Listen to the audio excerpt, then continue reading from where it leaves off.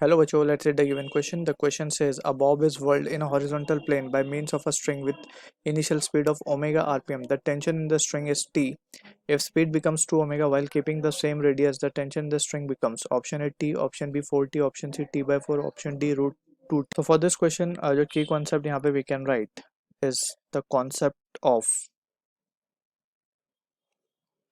dynamics of circular motion, or just we can write it as to be the circular motion. So we know circular motion के लिए a necessary force is required, जिसको हम बोलते हैं centripetal force, and that force is given by the expression mv square by r, और इसी को हम लिख सकते हैं mr omega square in terms of angular velocity, right? So अगर हम एक case consider करें, let's suppose this is the string that has been whirled in the horizontal direction, right? ये string है हमारा, उसकी radius r है, तो यहाँ पे हम देख सकते हैं कि सेंट्रीपिटल फोर्स जो कि टुवर्ड्स द सेंटर लगे, it is given by the expression F equal to mr omega square, ठीक है? And this centripetal force is providing the tension, this centripetal force is provided by the tension in the string, right? So हम t को लिख सकते हैं mr omega square.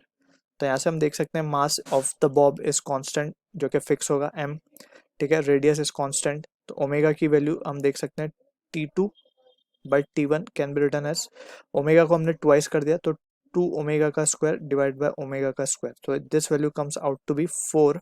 So tension becomes 4 times of initial, यानी कि 4t हो जाएगा. तो option B will be the correct answer. I hope you understood the solution. All the best.